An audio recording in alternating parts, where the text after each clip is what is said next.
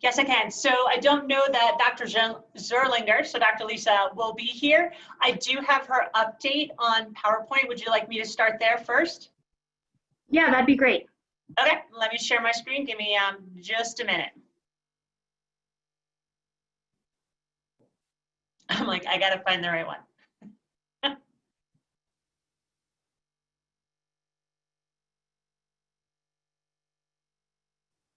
Are you guys seeing it yet or no? Yes. Okay, great, because I'm double screening, so it's up on another screen. But so basically, as we know, what's going on in the state is obviously we're seeing an increase in cases, kind of going up and down, which is really normal in the census. As folks start to continue to gather in groups, we get that increase, we get a little decrease, we get an increase, but as you can see, we continue to increase. There hasn't been a sustained 14-day decrease across the state at this point in time. The numbers, as you see, continue just to be rising at this point in time from the state. Once again, this is a comparison of what's happening in surrounding counties. This is based on positive tests per 100,000 people. So when you put us all in that group, we're still higher than some of our neighbors like Picken, Park, and Chaffee. Summit and Eagle are ahead of us. But at this point in time, we do have 51 cases or positives that we have. Those include both the antibody tests as well as the folks with active infection. We are currently monitoring 7 people for active infection at this point in time. So this is just what's happening at the state as far as hospitalizations. This is deaths in Colorado. As we know, people continue to die from this. And as far as our data goes, so this is just kind of showing you where we're at when you think about we had a big spike the week of June 15th. It's kind of gone down again. And like I said, we were definitely following that down and then up and then down, and then we're expecting another increase here just because that seems to be our normal pattern. We also have to remember that it takes about 2 weeks in the sense of by the time someone is exposed to by the time they are actually positive and or seeking medical attention. So that's also part of that lag time, if you will. We do encourage anyone that has symptoms and or has been exposed knowingly to get tested at both at either Rocky Mountain Family Practice or St. Vincent. If you are symptomatic, that testing, meaning that you do have symptoms, then that test is free. You would have to work out with both Rocky Mountain Family Practice and or St. Vincent what the antibody test might cost, as we are recognizing that not all insurances are currently covering it. So if you look at what's happening here in Lake County, we just keep continuing to go up, right? You look at our cumulative data between our different tests, but regardless if you're looking at the orange and or the blue, we just continue to be on an uptick. And then at this point in time, thankfully, we've not had a hospitalization since April. We continue to monitor that as well. And as far as our positivity rate means, so basically that's a comparison between how many positive tests we've had and how many tests we've done overall. We're sitting at about a 5.6% overall since we're doing this data collection. And then this week, we're about 4 to 8. Lisa did just add in that Arizona is currently at 15 to 20%. As we know, some of our neighboring states, Arizona and Texas, are kind of getting their surge now, if you will. They hadn't put any parameters in place as far as social distancing, and now we're seeing the effects of that. And once again, we have not had any deaths in Colorado at this, or excuse me, in Lake County at this point in time. So some of the other big pieces that happened this last couple of days is the governor announced yesterday that we are going to look into the next phase, which is protect our neighbors. This is something that there are very specific parameters around that. And the intent is not to have everyone have the ability to shift into that at once. There's different metrics that have to be met. They're calling it the 4 T's. I think hopefully I'll remember it offhand, or I'll have to run off screen. But it's actually, I might have a piece, and I don't. But it's testing, tracing, and I can't remember the other 2 T's. Somebody else knows them, jump in. But basically, They are, it's looking at capacity, it's looking at testing, it's looking at our ability to do contact tracing. So kind of when you think about that and what we've been talking about as our framework is we have to be able to meet those 5 criteria in the sense of having the ability to have declining cases, over 14 days, ability for the hospital to take on cases, the ability for us to do all of our case management pieces, as well as social distancing that we're doing, as well as good hand hygiene practices. So the anticipation is that some counties will be able to move into this next phase in another week. They're not even opening up the process until July 6th. So we are looking at what that looks like. We're looking at different funding that might support what they're calling the planning piece of this, because the intent is for public health is truly to be ready to go when and if the surge hits. So that means increasing our capacity, for testing, increasing our capacity for contact tracing. So we're kind of working on behind the scenes what we think is the best staffing scenario for what we need and how we can support our community as a whole. The other piece that he announced yesterday was that bars and nightclubs are to be closed again. They are finding that the resurgence of cases are falling mostly in a younger population that is frequenting these kinds of establishments. So the decision was made to be closed. And so what that means is for some of our establishments here, if there's like a brew pub or a bar that has like a full service menu and can function as a restaurant and is currently functioning as a restaurant, because technically there shouldn't be any bar seating, if you will, then they can continue moving ahead. We have reached out to some of the establishments that are going to be impacted by having to close, and we will be issuing a new public health order to be in compliance with what the governor has just issued, as well as a press release. So that is kind of where we're at, and I think, thank you, Sarah Mudge, Commissioner Mudge, for jumping in and telling me the 4 T's are target, test, treat, and trace. So thank you. I can't remember them all, and it's been a little bit of a whirlwind as we're looking through this new framework, and with those 4 T's, there are a lot of parameters.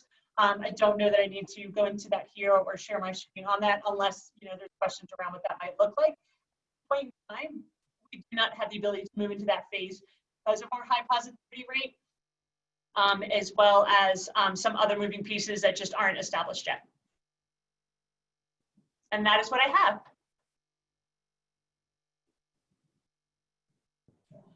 Awesome, thanks Colleen for filling in while I had some audio technical difficulties.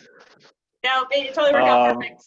This is like my, we had scheduled this, and then I appreciate getting the additional time just because our community has the opportunity to call into this and get that information as well. Well, I'm glad you provided it because I thought I was going to have to provide an update on the COVID response. I was ready to kind of, but you handled it much better than I could have. My role right now. Yeah. Well, thanks again. I guess we can kind of get right into the agenda that I had sent out yesterday. I'm going to go ahead and skip the roll call. I took a screenshot of the participants on our on the feed here, so I have those for my roll call. I'm going to jump right into our repository use request from the elementary school project. I have reached out to the consultant based on our last meeting. There were some concerns about the request and wanting to make sure that the request that they made was the absolute least amount of material that needed to be brought up to the repository based on analytical results, and also just the ability to explore some other avenues other than the repository. The update that I've gotten from the consultant is right now they're working with the CDPHE solid waste beneficial use determination folks to get a beneficial use determination to use that material to level out the high school football field. And they're going through that process right now, and the hope is that that project would use the remainder of the soil that they were had requested to bring to the repository, and that there may not be any additional soil that they need to bring to the repository. So that's the update right now. on that. They should have an answer from our beneficial use folks within the next week or so. So we should know if that project is going to move forward or not. Are there any questions on that?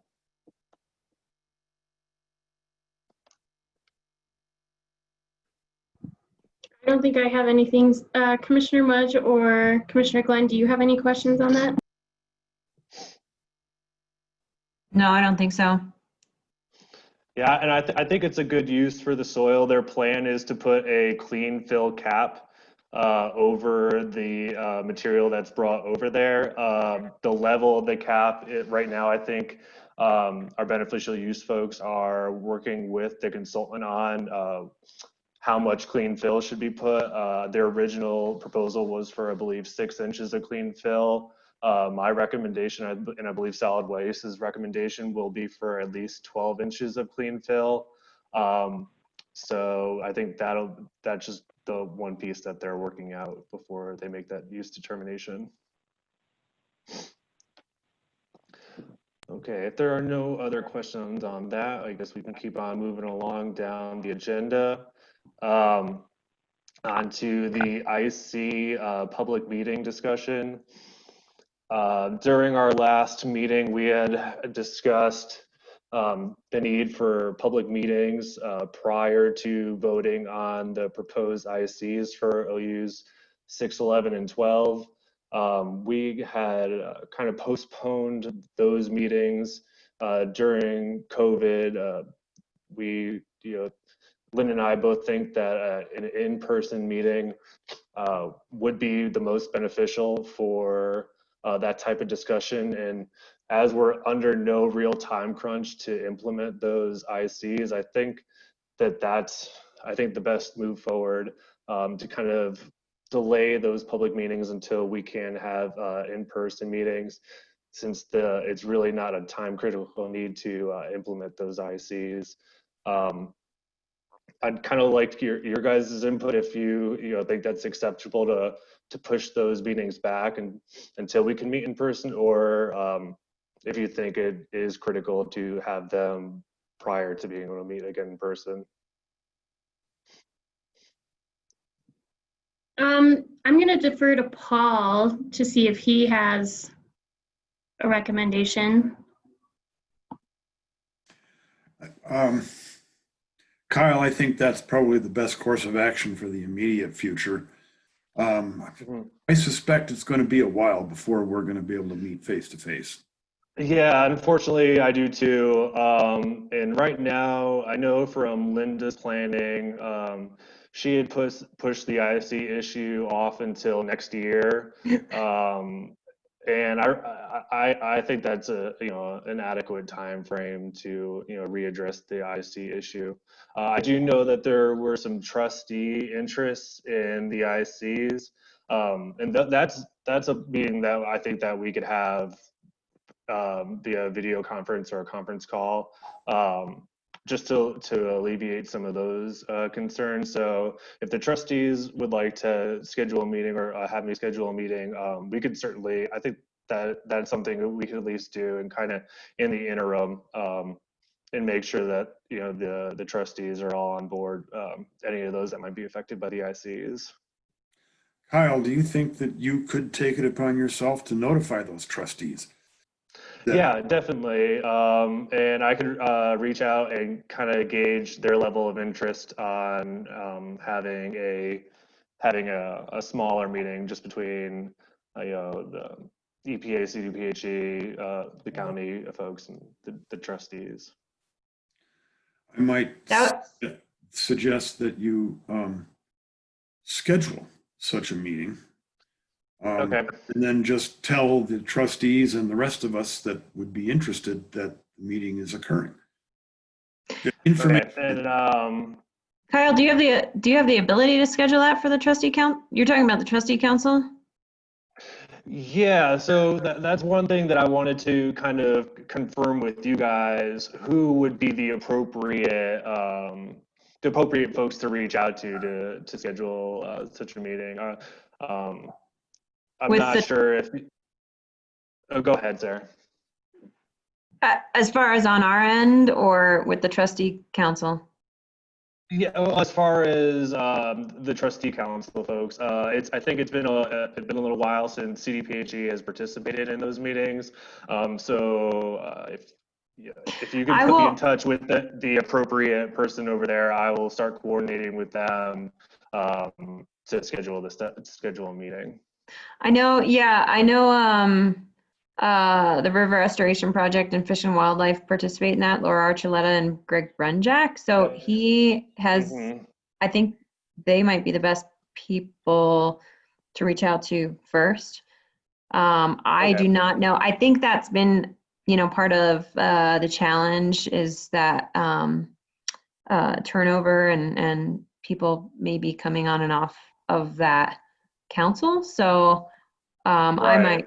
I would start with him because I have not, I have not been able to join a meeting of theirs. I don't think they've had one in quite some time. So, Yeah, and that was the other thing that I began to realize is that there hasn't been regular meetings between everybody. So it might just be good to get everyone, on the phone or on a video conference, so we're all kind of on the same page as we move forward with those ideas and just other projects in general. I think that would be good just so everyone can touch base. mhm. I also am working with a couple partners to kind of vet an opportunity to redo our community wildfire protection plan. And I think that part of that would be a greater outreach effort. And it might just be, efficiency to kind of, there are a number of issues, either wildfire and water and ag, and maybe this is another one of those things that we can fold into kind of as these groups like the Soil Conservation District, and we kind of try to develop Water Advisory Council back up again, or any interested stakeholder. It might be, I'll keep it in mind, it might be an opportunity for you all to join us as well, and we can kind of hit 3 big categories and kind of vet some questions and unknowns from those groups and prep for a bigger, broader community conversation. Yeah, that's definitely something that I could participate in. Is there a meeting coming up that you guys have on the radar? No, not yet. Not yet. We're trying to organize just what the opportunity might look like between everybody, this particular opportunity. And then it'll Right. be kind of planning community engagement. And I don't even know what that time frame might look like right now. So it's Okay. very preliminary steps there. So I'll try to kind of loop you both, or CDPHE and EPA and folks into that to see if it's appropriate to add to the effort. Yeah, definitely keep me in the loop. The more involved we are, the better, I think. The less chance we'll have of issues coming up as we try to move forward with some of the ICs and even future projects. I see that Melanie is joining us here. Melanie, what are your thoughts on perhaps up to a year's delay? My thoughts are that it's more important to have community buy-in from the stakeholders for what EPA and CDPHE want to do with deletion of these OUs than rushing to just get something on the books or in the Federal Register. So I'm supportive of a delay until we can have meaningful community input, because obviously what we stepped off the sidewalk, off the curb to do got the attention of a small number of people, but a group that had significant interests and wanted to have a greater discussion. So I'm supportive of the delay, and it really is determined by frankly, EPA's imperatives for deletion. So if that's what Linda is okay with, then I don't see why the county should be opposed to that. But, you know, the commissioners may have their own views on that as well. And just so you know, like in our planning system, I pushed it back a whole year. So that would be September of next year, basically, for planning for deletion. But that's just a planning date. It doesn't mean that even after we got the ICs in place, we would delete it, you know, right away or anything to that extent. Historically, deletions in Leadville have been driven by the community. The ones that we started with were at a request by the community. So we want to make sure that the community has an interest, are supportive of the deletion, that there is an understanding that all the work that was needed to be done to make that piece of property protective of human health and the environment are in place. So yeah, we certainly want to make sure that people are comfortable with the institutional controls. So we would be happy to have those conversations. And starting with the trustee group would be a good place to start with that.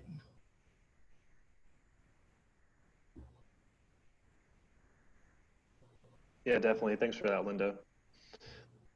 All right, so if there are no other questions on the IC, kind of delay, pushback, kind of move on to the next agenda item, which is our blood lead seminar that we had discussed. And I think that unfortunately, for the same reason why the IC public meetings are so important, I think that a blood lead seminar hosted online just wouldn't have the same effect as an in-person informative session. If the Lake County Public Health folks, you know, feel otherwise, please let me know.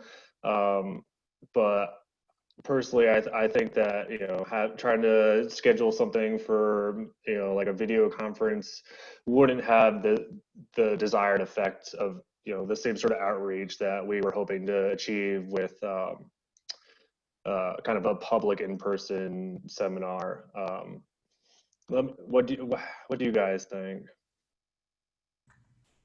You know, we kind of agree with you. It's really hard to reach our goals via Zoom. One of the things that was stemming or, you know, pushing forward this blood lead seminar was the fact that we received grant monies to do public outreach, major public outreach. And so this was our platform idea for using the majority of those funds. So this delay is kind of an unfortunate item that is kind of hurting us on our grant, trying to meet the in-kind or the community outreach requirements for that grant, but we'll just have to try to get creative and figure something else out by September. And Heidi, please feel free to jump in. Yeah, and I'd have to imagine that given COVID this year, future grant applications, if you can have some sort of narrative saying that we had this planned outreach, but because of COVID, manifesting it just wasn't possible. And if you ever need support from the state, like a support letter or something like that, I'd be more than happy to provide you with something like that, because it's just unfortunate that we couldn't make something like that happen this summer. Yeah, this is Heidi. Yeah, I talked to them about a possible like extension, if that would help, and clearly we're all thinking kind of the same thing, that no, probably wouldn't help either. So yeah, like Jackie said, we're just gonna try different things, maybe another year. Right.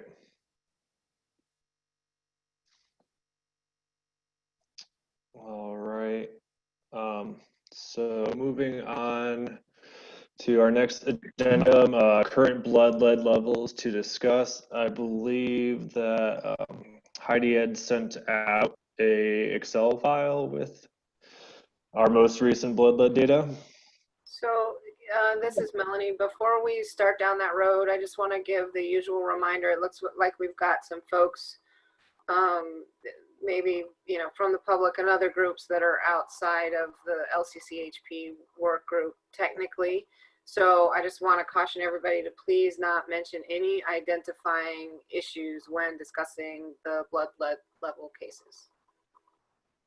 Thanks, Thank Melanie. you for that, Melanie. We can use the client tracker number, correct, The to help us number. talk about these a little easier. Yes, Yes, correct. but I'll just use the addresses client number. or family names or anything like that. Okay. Okay. Yep. So this is Heidi again. So just the top three are old clients that we're just continuing to follow up with. The second one, 5190, recently was tested last in March, and they're down to a 4. So that they just continue to get closer to the normal. The siblings of this child are remaining at a normal level. And then the first one listed, 4788, just continuing to try to check in with them to try to get them back in for testing. At this point, we are not successful, but I will just keep trying. I think I'll send them a letter. It's been a while since we sent them a letter, so I will do that. And then the next one, I'm sending out as a side note, I'm sending out my monthly report today also for June, and we just started testing again for blood lead just this week actually. So I was just going to say, just getting a hold of these people to get back in again. So I left a message with this client 5207, and then the other clients 5210, 5211 are actually coming in next week. That's what the dates are there, July 7th or 4. And then, like I said, just left a message for the next one. And then the last one, 5267, just got retested and are still staying at a 6. This is the family that did do some testing on their own and actually got tested at the doctor. And so far, feeling good that she's staying at that level and not getting higher. Well, the results you shared look positive. I know that in the past we had looked at some clients with some higher blood lead levels, and it looks like at least the ones that we're reporting are, you know, relatively low. Right. Yeah. Right now we look pretty good. Just continuing to get people in. Have you had any concerns from the people that you've reached out to coming in kind of during COVID? No, I haven't. I'm just trying to keep contact minimal, just like we have with our family planning and immunizations appointments. Of course, we're wearing masks, and we're doing the paperwork over the phone or via email and just having them come in. We just wash hands, do the test, and they're actually waiting outside in their car or outside if it's nice, just to decrease exposure from each other. So that's been good. That's good. Glad to hear it. Yeah. Heidi, with things being so up in the air with school in the fall, do you have a plan or communication of the importance of continuing those blood lead tests, even if we have the potential of not going back to school? Yes, I've been in touch, with Kyle and then also Kevin, the state or CDPHE and also the schools, and they're kind of trying to figure stuff out still, obviously. But they discussed even something such as like a drive-through, like we do sometimes drive-through flu clinics. That would be trickier because of hand washing, but we're still thinking yes, it's very possible. It's just going to be not as massive. It'll be a lot slower. But yeah, maybe it's just longer, more days, less time, something like that. But yes, we're very hopeful that that could happen. Cool, thank you. Thank you. All right. Are Any there any other questions? questions? Yeah, for Heidi. All right. Hearing none. So it doesn't appear that any of the clients that you reported warrant immediate home environmental investigation. So I guess we'll just kind of keep an eye on these blood lead levels, and if we see any jumps or any any cause for concern to start an investigation, we can kind of just keep an eye on that.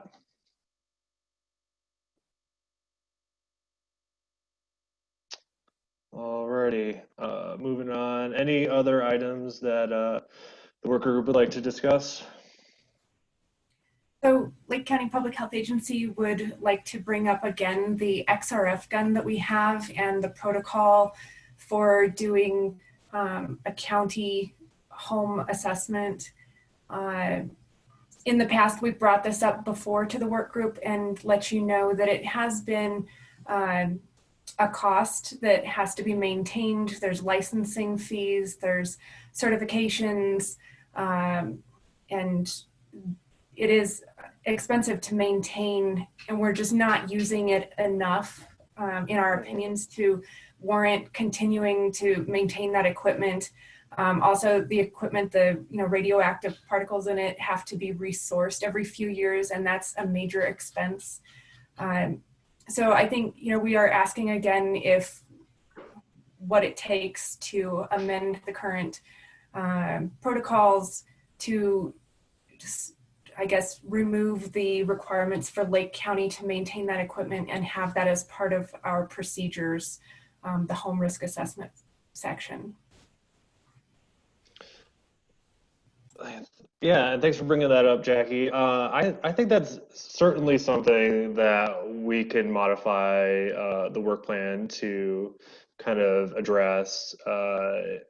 Do you have any idea of how many home visits you've used with the XRF gun over the last, I would say, like 3 or 4 years? Heidi, do you happen to have that information available right now? And while she's looking that up, I'll also just throw out there that our next question then, to be considered is what to do with the XRF. We can't just throw it in the trash. Right. So, our question is, would CDPHE purchase it back from Lake County and have it as part of the source? That's a really good question. I think that that's something that I'd have to reach out to our radiation program about.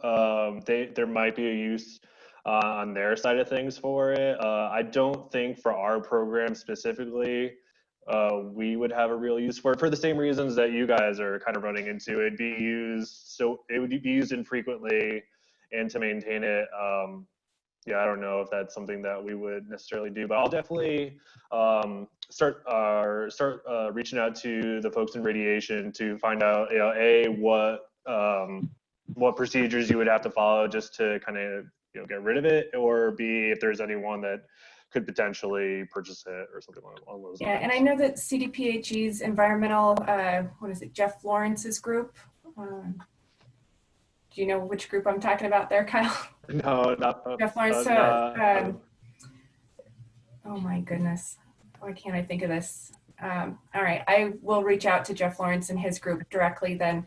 I know that they have several counties that are interested in doing blood lead home risk assessment type situations, and they have reached out to us asking if they could rent our XRF gun in the past, and it's something that our current licensing that we have to get from CDPHE doesn't allow us to rent it out or loan it to folks that aren't certified to use it.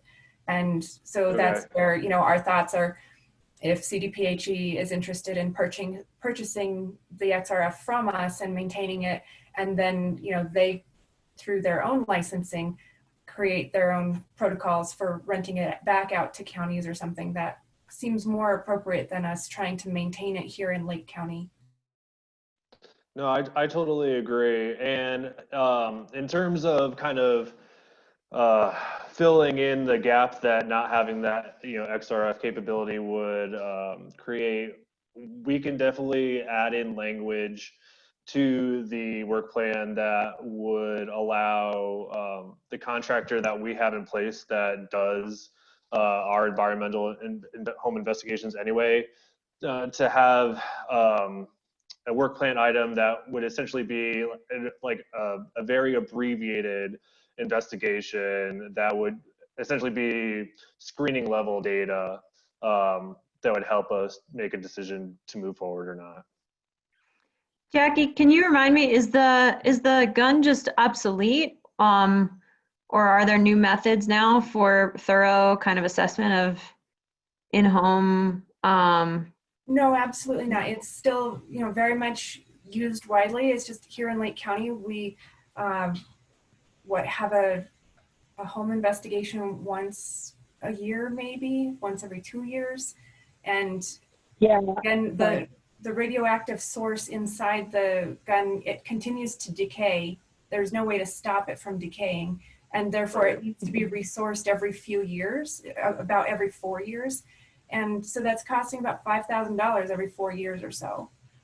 And not including the annual licensing fees and then the certifications and individual licenses that the employees have to maintain.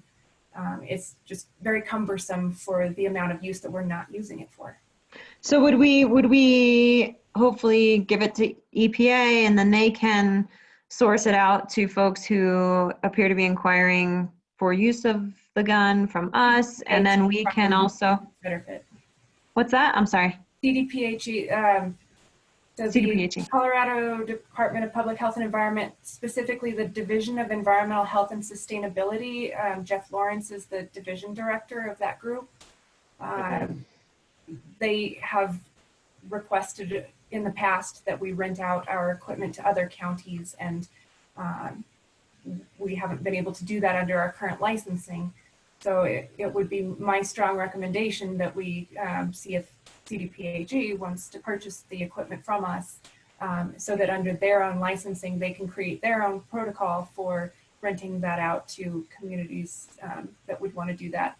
And here in Lake County, we've historically also contracted with Gobble Hayes in the past and had other environmental companies come up and perform these home assessments and samplings anyway. Exactly. And it's much more accurate and, again, just so much less cumbersome on our Lake County Public Health Agency staff to have to continue to maintain all those certifications and licenses.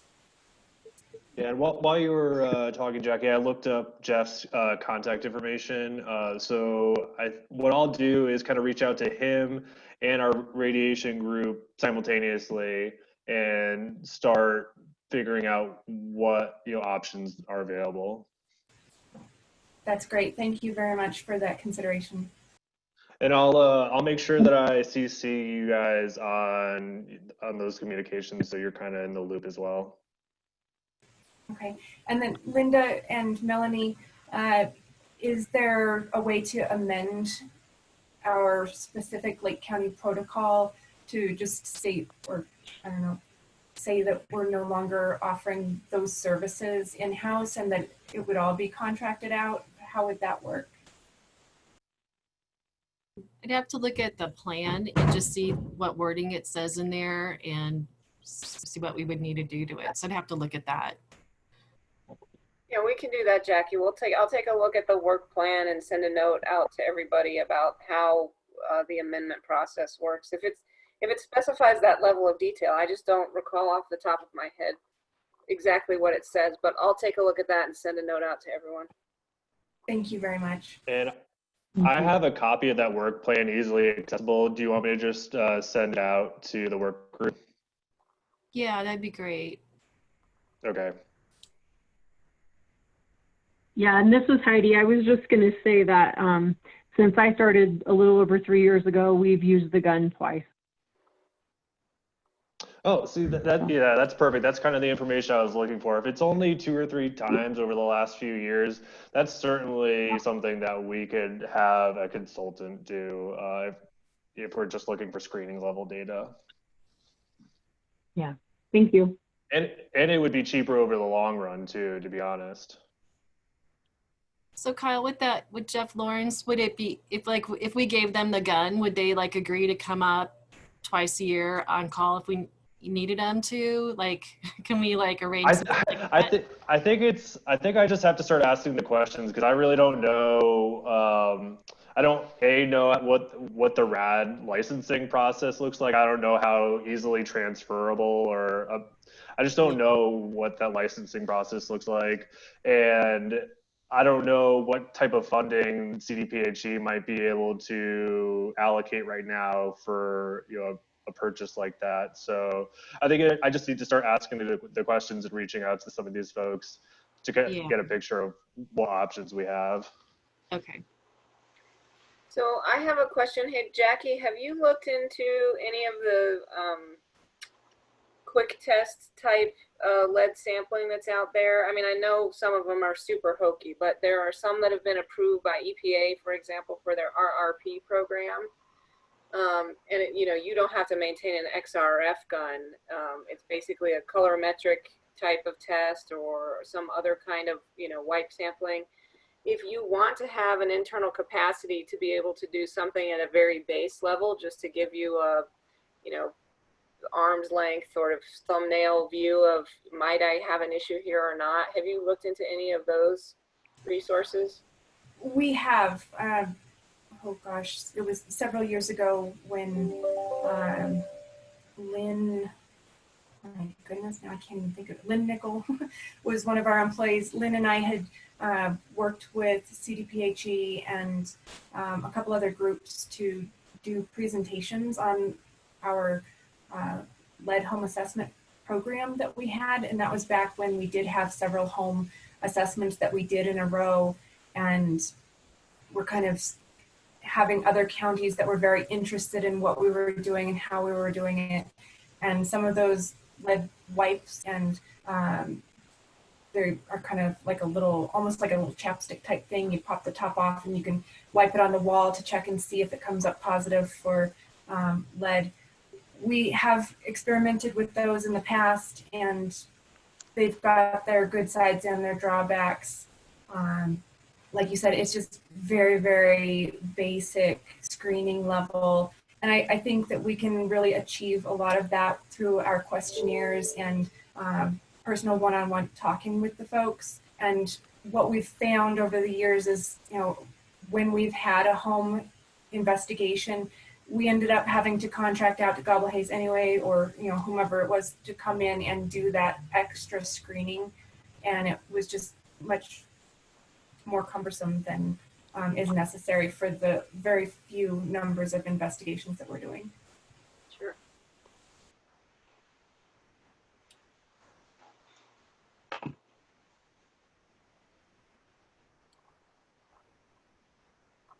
All right, well, I've got some action items for myself. I'm going to be reaching out to the trustees, Greg Brunjack and Laura Archuleta, and I see that Sarah had already sent out an email, so thank you, Sarah.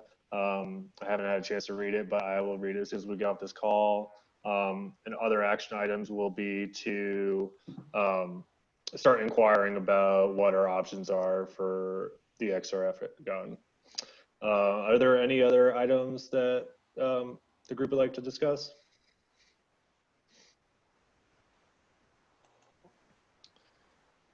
Alrighty, hearing none.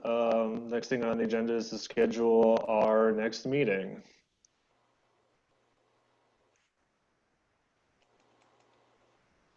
So that would be for fourth quarter.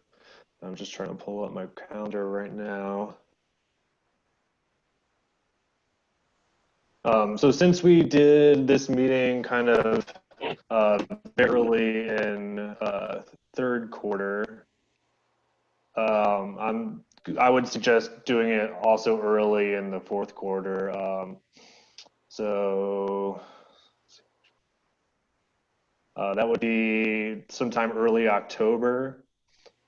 I'm seeing October 7th as the first Wednesday in the month. Would that work for folks? Yes. Yep. It would Works work for me. for me right now. Okay, I will go ahead and put that on the calendar. Do you Great. want to keep the meeting at 1 o'clock, or should we move it back to the original time of 11 o'clock? I'm good with either one. Let's go ahead and keep it at 11. You know, that way, if we are able to meet in person by then, it would kind of work out a little bit better. But if we have to have Okay. the conference call, it'll just be a little earlier in the day. Sounds good. All right. Well, thank you all for participating, and I will be reaching out to some of you soon. Thanks, Kyle. Thank you, Linda. Thanks, right. Melanie. Thanks, guys. Thanks, everybody. Thank you. Thank you, Public Health. Bye-bye. Bye. Bye. Thanks. Bye.